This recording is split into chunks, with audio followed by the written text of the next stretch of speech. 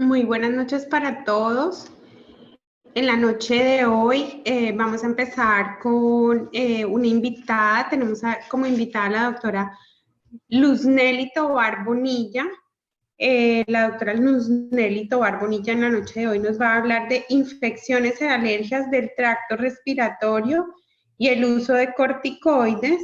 La doctora Luz Nelly es médico otorrinolaringóloga, rinóloga y con una maestría en alergias. Es médico otorrino de la Universidad del Rosario, magíster en inmunoalergias de la Universidad Católica, rinóloga y base de cráneo de la Universidad de Miami, fue exdirectora de la revista de ACOR y es docente de varias universidades. Vamos a pasar inicialmente unos videos de muestra comercial de Pfizer, quien nos apoya en la noche de hoy, este webinar. Les recordamos a todos que a través del chat o en el panel de preguntas pueden dejar sus preguntas para la doctora Luz Nelly. Les damos una bienvenida y que disfruten esta charla.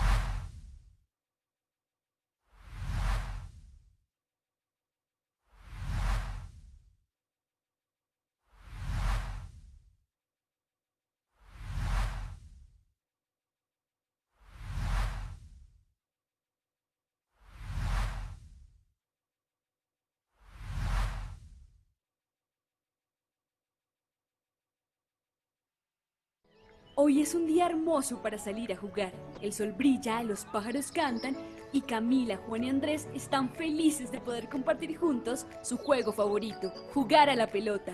Después de unas horas, el día que parecía perfecto empieza a oscurecer. El sol que brillaba se ha ido a esconder. El viento comienza a soplar y sus cuerpos se ponen fríos como un glaciar. Chicos, empezó a hacer mucho frío. ¿Creen que deberíamos irnos? No, Cami, es solo un momento. Ya verás que el sol sale de nuevo.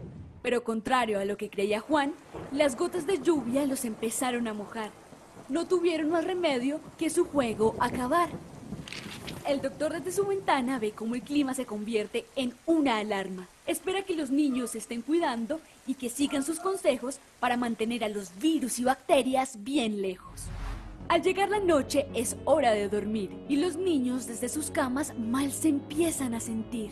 Pasa el tiempo, dan vueltas, no pueden descansar. Al parecer las bacterias han llegado y sus cuerpos enfermaron. Al día siguiente en el consultorio del doctor se enciende una alarma. Los niños no tuvieron una noche en calma. El felicímetro muestra que los niños están tristes. Los dolores han comenzado a sentirse. Camila rumbo a su colegio no puede respirar. Su nariz roja está y solo quiere volverse a acostar. La situación de Juan es algo similar. En su clase de natación ni siquiera quiere nadar. Le duelen sus oídos y no dejan de picar. Andrés en su descanso no puede disfrutar el jugo de manzana que le hizo su mamá. Le duele la garganta al querer saborear, siente como el líquido le quema al intentar pasar. Al llegar del colegio, Camila no tiene energía.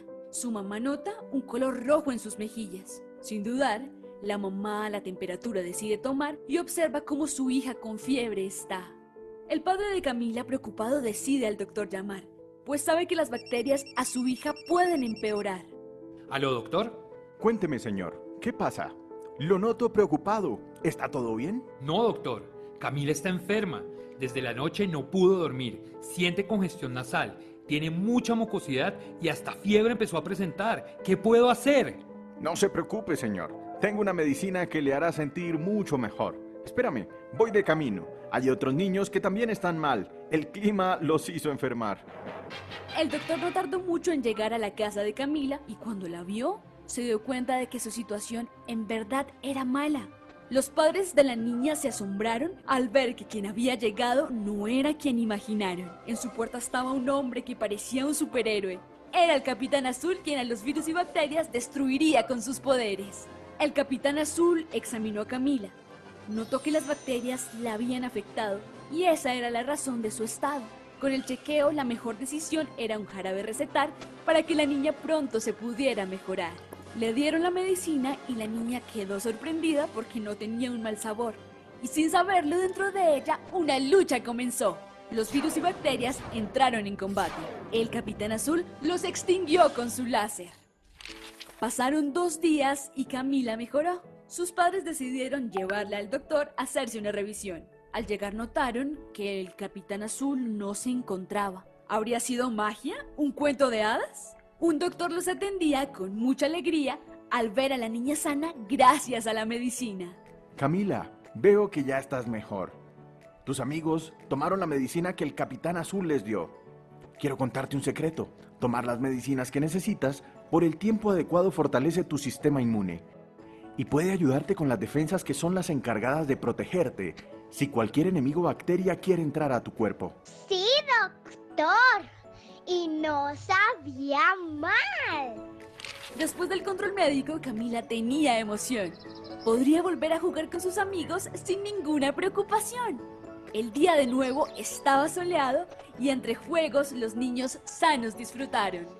Bueno, después de haber visto estos videos de nuestra casa patrocinadora, les damos entonces la bienvenida a la doctora Luznelly Tovar Bonilla.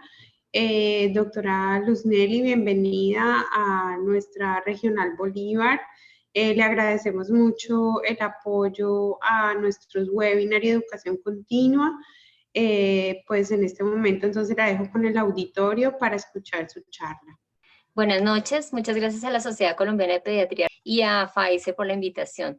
Pues para mí es obviamente un honor poder tocar estos temas con todos ustedes de una forma multidisciplinaria, ya que así es como debemos tomar toda la parte de la medicina y de nuestras especialidades en conjunto. Bueno, el tema que hemos escogido son infecciones y alergias del tracto respiratorio y el uso de corticoides. Básicamente, pues yo soy otorrinolaringóloga, como pues decía la doctora, y con un máster en alergología, y soy pues exdirectora de la revista de la Asociación Colombiana de Otorrinolaringología. Para empezar, las infecciones respiratorias básicamente constituyen una de las más frecuentes patologías en medicina y sobre todo en otorrino y en pediatría.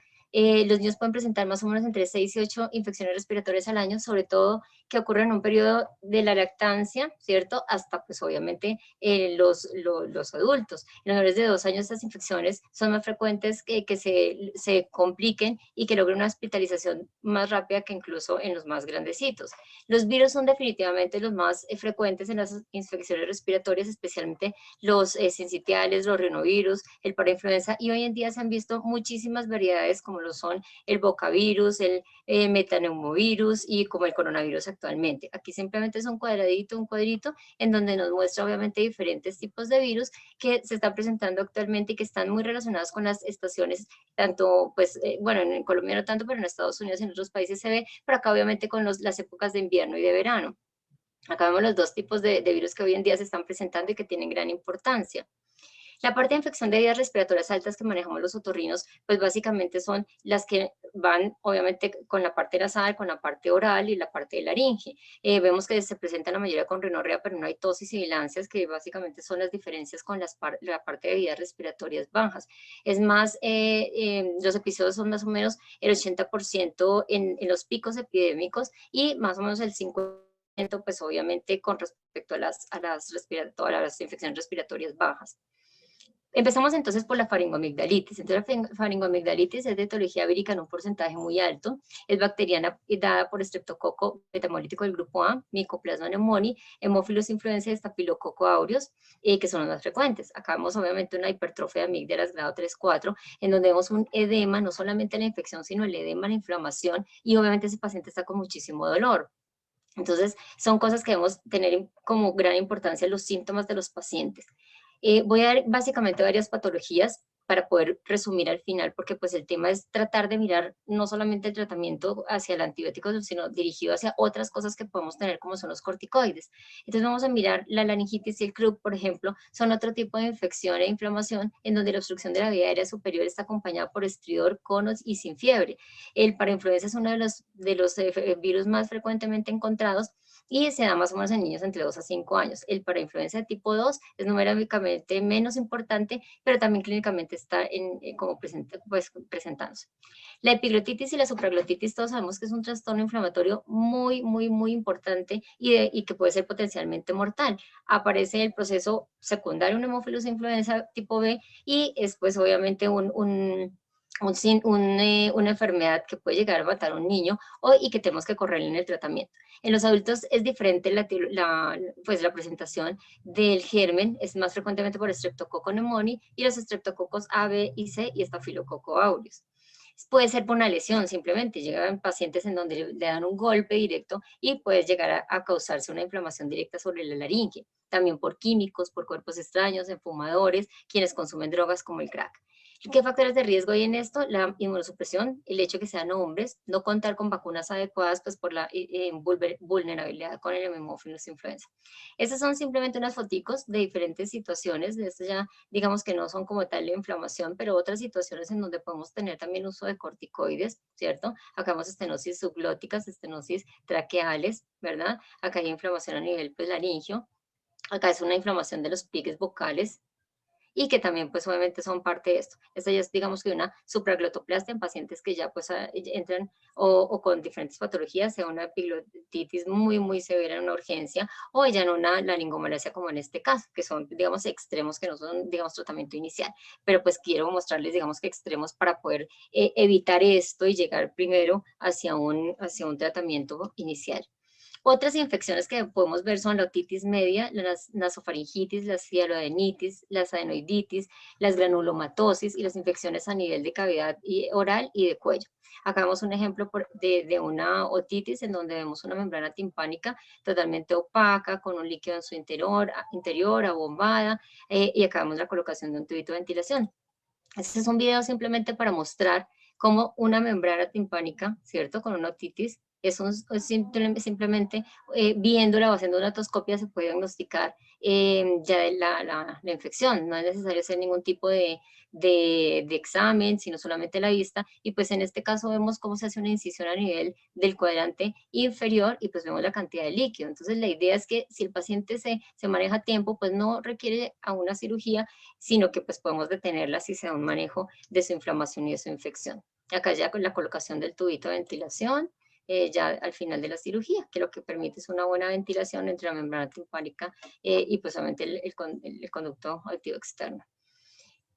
De tratamiento, básicamente esto está dirigido no solamente hacia el antibiótico, hacia la parte, digamos, del manejo alrededor de la enfermedad, sino que quiero pues hacer un énfasis sobre los corticoides. Hay muchos mitos de los corticoides y se les tiene miedo. Obviamente hay que tener respeto con la parte de la medicación, pero un buen corticoide utilizado a tiempo pues puede llegar a mejorar a un paciente y no complicarse. En la laringitis y CRUB es muy importante, como ustedes como pediatras manejan muchísimo esto y se han dado cuenta que los corticoides son de primera elección. Puede estar tanto orales como endovenosos, nebulizados, dependiendo cada paciente, pues obviamente cada uno escoge. Ya la parte de otorrino como tal, la sinusitis es nuestra primera elección acá, pues en infecciones de vía respiratoria alta.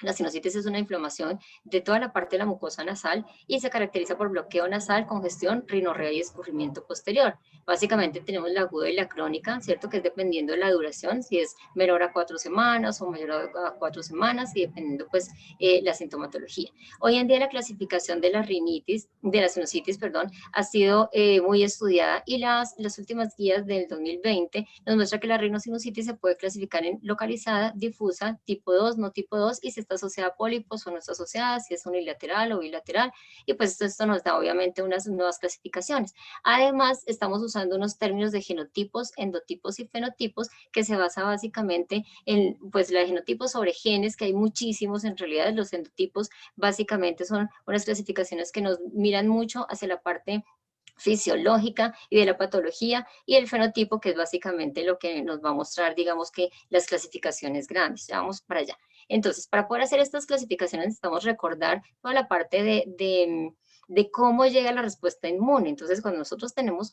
un factor ajeno que entra en nuestro organismo, lo primero que tenemos son unas clasificaciones tipo 1, 2 y 3, en donde la tipo 1 vemos que afecta la parte de células dendríticas, esto hace que los macrófagos y todas las células B se activen y sobre todo los TH1, en donde se van a ver las interleuquinas afectadas, la 1, la 18, el factor de necrosis tumoral y otros, pues, otras células que están alrededor de la inflamación. En la tipo 2 es importantísimo esto, la respuesta tipo TH2 es de las que más se está estudiando hoy en día y se ha visto que está afectada por, obviamente, una alteración y un aumento de las interleuquinas 4, 5 y 13 que nos hacen toda una, se desencadenan todo el proceso de inflamación y esto hace que obviamente se produzcan síntomas secundarios como en el caso de la sinusitis y la rinitis. Los tipo 3 son más infecciosos, en donde ya hay una activación de células dendríticas de las interleuquinas 17 de la 22 y pues es un tipo más de infección. La patogenia de la sinusitis, todos sabemos que es una obstrucción del complejo osteomeatal y que obviamente al no haber drenaje del moco se produce un estancamiento del mismo, un cambio de presiones y crecimiento bacteriano. Más o menos el 14% de la población adulta, ¿sí? Ha tenido sinusitis, es menos frecuente en los niños, más frecuente en los hombres y más severo en las mujeres. De las agudas, todos conocemos que el estreptococo pneumoniae es el más frecuente, aunque hay otros patógenos, y de la crónica el estafilococo aureus, pero también pues gram negativos y pseudomonas aeruginosa. Existen otras que digamos que para el tema de hoy no van pues digamos mucho, pero pues para conocerlas, que las zonas nosocomiales, la de pacientes inmunocomprometidos y ya las que son de origen odontogénico. Existen criterios mayores y menores que nos dan como una luz de más o menos cómo poder diagnosticar, que son la rinorrea purulenta, obviamente es el diagnóstico sin necesidad de otro síntoma o signo, y el escurrimiento posterior. Los otros ya van adicionales, como dolor, como hiposmia, fiebre, congestión nasal y menores como cefalea, en los niños importantísima la tos, es muy muy importante, otalgia y ya la presión facial. El diagnóstico definitivamente es el examen físico. El examen físico nos permite saber si es o no es una sinusitis, si hay una rinorrea purulenta o escurrimiento posterior, no necesitamos nada más para hacer un diagnóstico y confirmar una sinusitis, sea viral, bacteriana, micótica, no importa la que sea. Ya como ayuda, además del examen físico, tenemos la endoscopia nasal que le hacemos los otorrinos o la nasofibrolaringoscopia para mirar toda la parte anatómica y que al lado de la infección pues no hayan anomalías o variantes como desviaciones, como conchas bulosas, etcétera, que nos aumenten la parte de la patología. El otro diagnóstico, el método de diagnóstico radiológico de elección, que no es el mejor diagnóstico como tal para la enfermedad, sino radiológico, la tomografía computarizada. Va adicional en pacientes sobre todo que están complicados o que quizás van hacia una cirugía.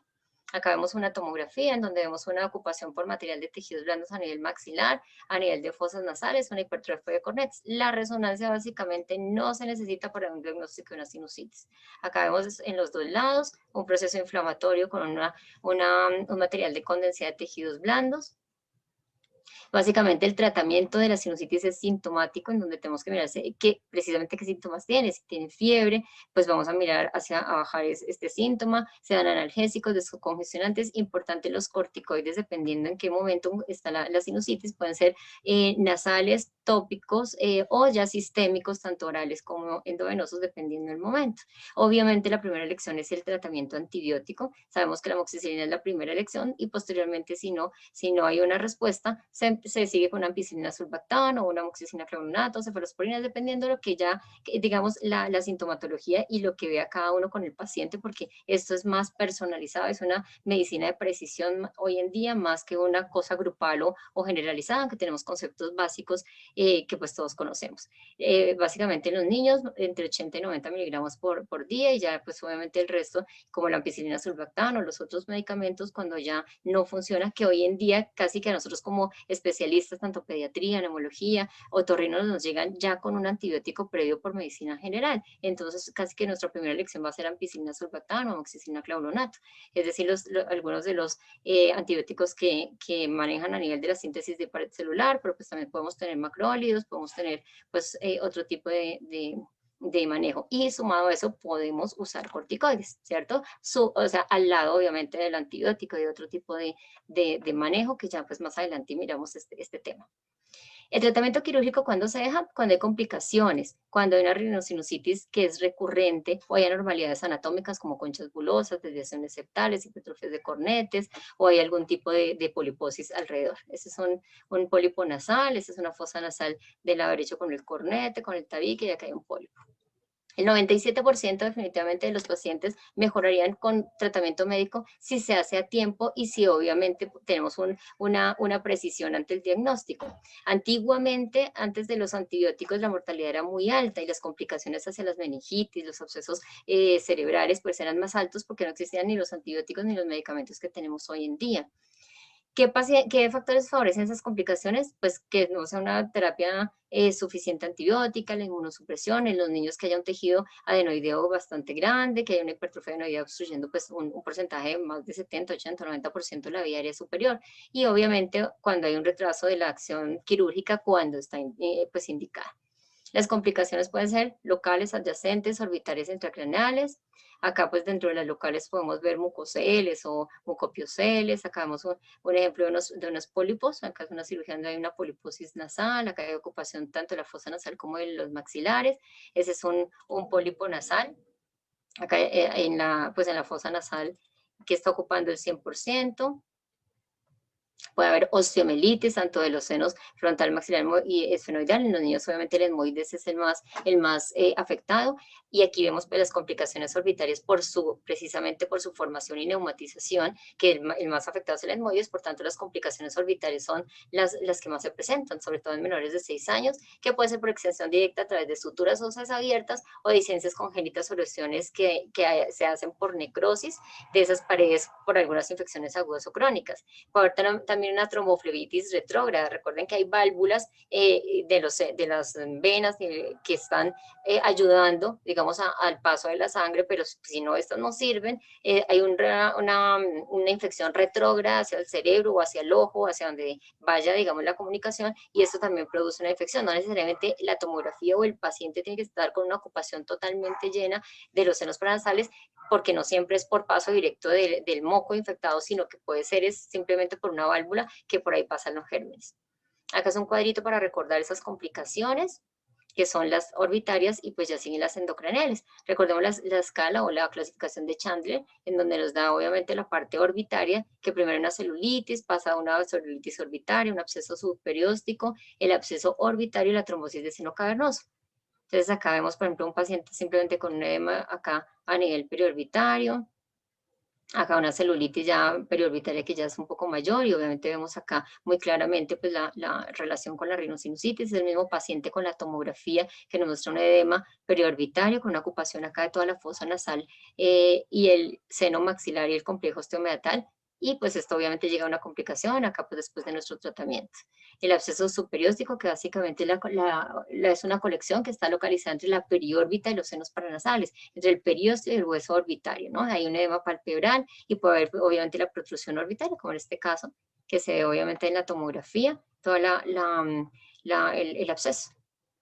Este es un caso pues un poco grave, que fue un paciente de 14 años con una trombosis de seno cavernoso. Este ya es un adulto, que pues ya es otra complicación más grande. Meningitis y abscesos cerebrales, subdurales, epidurales también puede ser. Y ya obviamente la parte de endocraneal. Acá pues es posterior a una cirugía. Acá vemos un caso pues bastante, digamos que avanzado, de un paciente que tiene ya abscesos cerebrales posterior a una sinusitis. Inició con una celulitis periorbitaria y pasó ya directamente a unos abscesos ya a nivel cerebral.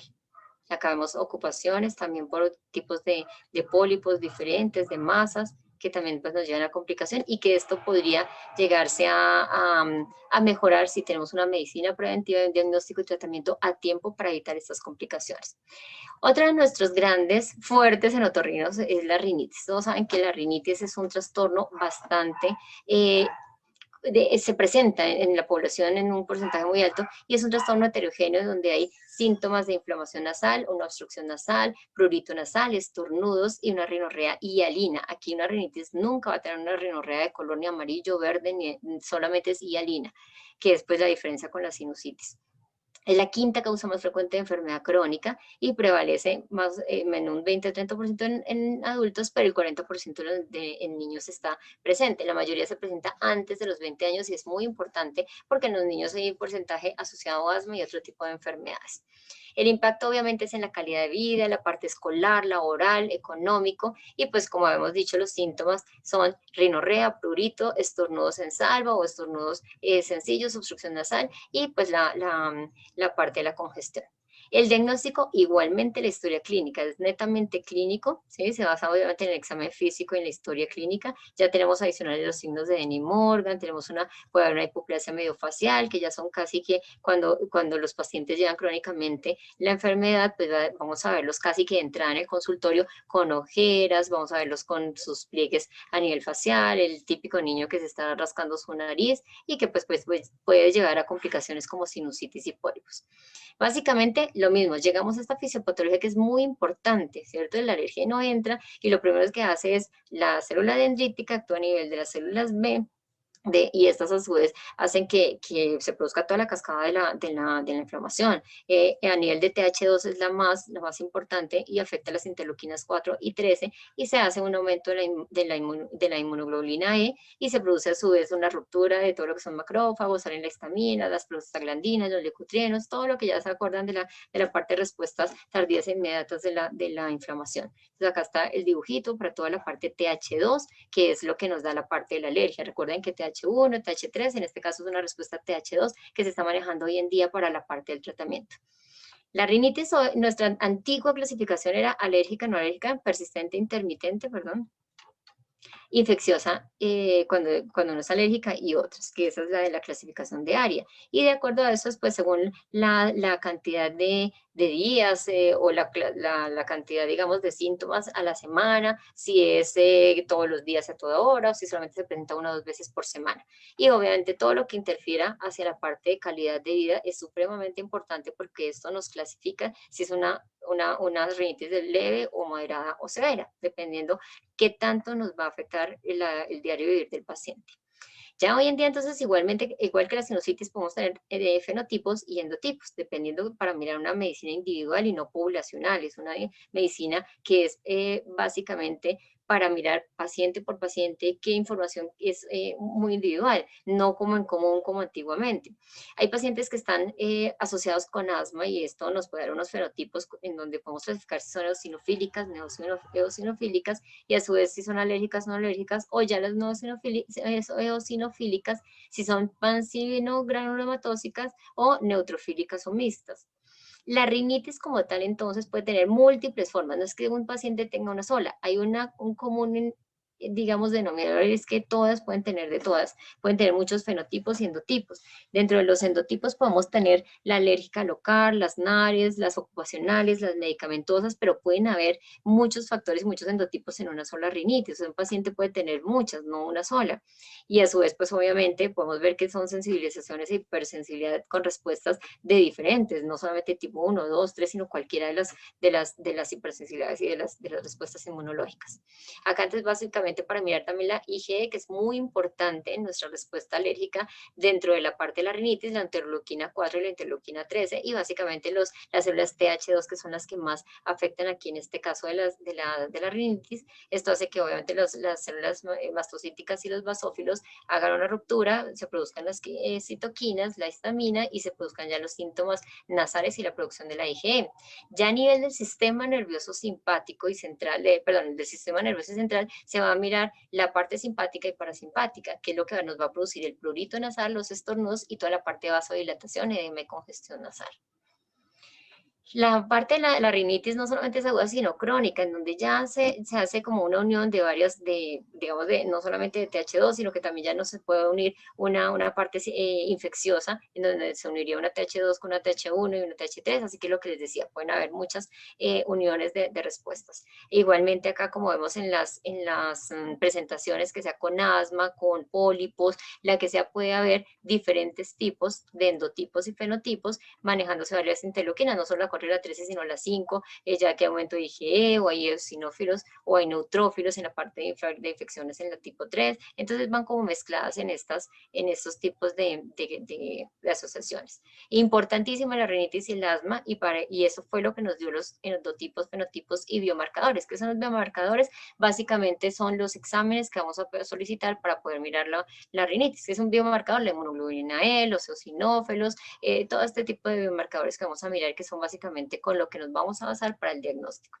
Pruebas cutáneas que se hacen hoy en día también para mirar y sobre todo pues para realizar un diagnóstico que sea básico sobre la inmunoglobulina E. Las guías áreas siguen obviamente en pie y pues obviamente su impacto con el asma y la asociación con rinitis. El tratamiento básicamente ha estado de acuerdo a la severidad, si son leves, moderadas, intermitentes, persistentes, y de acuerdo a eso pues podemos manejar, como todos sabemos, antihistamínicos y corticoides nasales, que básicamente son pues nuestras primeras elecciones, ¿cierto? De acuerdo si son antihistamínicos de primera generación, de segunda, si se puede sumar con un descongestionante pues que no es tan de primera, pero se puede asociar, y pues obviamente nuestro corticoide nasal que es importante. ¿Qué pasa si en una rinosinusitis alérgica o una rinitis alérgica, que viene siendo lo mismo, no nos funcionan todos estos medicamentos? Pues podría dar el paso hacia un corticoide sistémico, porque pues ya es una indicación, si es una rinitis en donde persiste y no mejora con los medicamentos, se puede dar digamos que un refuerzo con un corticoide ya oral o inyectado que sea sistémico, sobre todo si hay una asociación con poliposis nasal, es muy importante. Que hoy en día también se está manejando otro tipo de medicamentos como los biológicos para este tipo de patología. Pruebas también, como todos conocemos, pueden ser en sangre para el diagnóstico de las alergias, in vitro o ya pruebas directamente como escarificación, parche, pinchazos intradérmicas, que son ya las cutáneas, que esas son pues para diagnóstico, como vemos acá, las cutirreacciones, pues solamente para diagnóstico.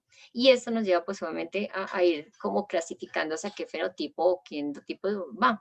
Hoy en día estamos hablando de biológicos que están, digamos que mirando hacia dónde está el daño, ya sea la inmunoglobulina E, la interleuquina 5, la 4, la 13, todas estas, y que nos van a ayudar un poco más hacia la parte del tratamiento, que hay algunos de los agentes que se están usando. Acá hay otros pues que actúan a nivel de diferentes sitios, a nivel de la cascada de inflamación. El tratamiento del medio ambiente todos sabemos que es básico, la parte de manejo de los alergenos, de la parte de los ácaros, de colchones, almohadas, lavado de sábanas, pues eso va a ayudar bastante, ¿cierto? Toda la parte de manejo en la casa. Los antihistamínicos, que son la primera, digamos, una de las primeras opciones que tenemos nosotros en rinitis leves, que pueden ser de primera o segunda generación, dependiendo. Los descongestionantes en realidad no son de primera elección, pero ayudan un poco en la parte sintomática. Los anticolinérgicos, sobre todo cuando hay rinitis vasomotoras y rinitis que tengan mucho moco y mucha rinorrea, son importantes. Y los corticoides obviamente son nuestra primera elección. Los nasales inicialmente, pero ¿qué pasa si el paciente no mejora? El paciente no mejora y tiene pólipos, pues hay que darle un tratamiento sistémico. Los corticoides impiden la liberación de esos mediadores al desencadenar la producción de una lipoproteína que es la lipocortin, que inhibe la fosfolipasa A2 y evita la degradación del ácido araquidónico. Por tanto, al hacer un bloqueo de la producción de leucotrienos y prostaglandinas, se va a disminuir la inflamación. Además, la activación de los glucocorticoides tienen genes antiinflamatorios que actúan a nivel de la ciclooxigenasa tipo 2 y a nivel de la citosina. Acá vemos un cuadrito comparativo. Acá vemos la vida media plasmática, en donde estamos comparando cortisol, hidrocortisona, prednisona, prednisolona de Deflazacort y la metilprednisolona, en donde, si ustedes se dan cuenta, tiene pues obviamente una vida plasmática, una vida biológica en horas que es mucho mejor, o comparativo con otros como la prednisolona, el Deflazacort, tiene una potencia antiinflamatoria muy alta, que es de 5, comparado por ejemplo con una hidrocortisona que es de 0,8, y las dosis equivalentes pues 4, el efecto ya es nulo. Es importante ver cómo es la comparación con estos a nivel de la potencia, pues es muy importante, ¿no? Algo que tenemos que mirar es si es un corticoide que tiene un efecto grande mineralocorticoide o un efecto mínimo, tiene un efecto mínimo mineralocorticoide. Los corticoides sistémicos básicamente son, digamos, fármacos que tienen unas cosas buenas, pero hay que tener cuidado también porque cruzan la placenta, hay que tener cuidado pues con la parte de pacientes diabéticos, pero pues digamos que en ese caso se podría ya hacer un balance de qué se necesita y pues obviamente revisar. Las interacciones con medicamentos como barbitúricos, fenitoínas, primidona, pues obviamente hay que conocerlos para no llegar a tener complicaciones sin saberlas. Los corticoides, básicamente, pues como todos sabemos, pueden ser glucocorticoides y mineralocorticoides y depende pues el sitio donde está y de donde se producen. Y esto mismo se ha llevado a que hagan unos sintéticos que nos ayuden obviamente a regular la inflamación, la parte del sistema o el catabolismo de las proteínas, y eso nos ayuda también para las propiedades precisamente inmunosupresoras antiinflamatorias que nos ayudan muchísimo en estos casos. Los glucocorticoides inhiben la diferenciación de los TH2 en respuesta a la interleuquina 4, hacen supresión de receptores de interleuquina 12 y la producción de esta misma, o sea que nos van a ayudar obviamente ante la inflamación, aumentando también las células TH1, y hay un pobre efecto sobre la interleuquina 10, que eso es bueno, porque la interleuquina 10 tiene acciones antiinflamatorias, así que eso ayuda, inhibe así la interleuquina 4, 5 y 13, y hay aumento de la apoptosis de los linfocitos y de los eosinófilos.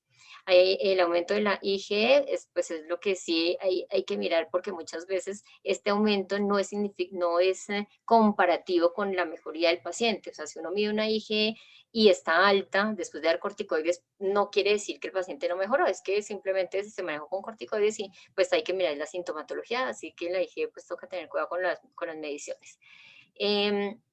Acá pues es solamente para recordar toda la parte de efectos proinflamatorios en donde actúan los corticoides. La metilprednisolona es uno pues de los corticoides que se pueden llegar a manejar, y que pues hoy en día vemos que tiene una vida media que es prolongada, una potencia antiinflamatoria, que tiene baja actividad mineralocorticoide y que obviamente tiene un mínimo efecto que nos lleva a que el paciente tenga una mejor, digamos, progresión de su enfermedad, que tenga menos efectos, y puede usarse en otras patologías que ustedes conocen, no solamente la rinitis, sino las rinitis que están asociadas a asma. Uy, perdón.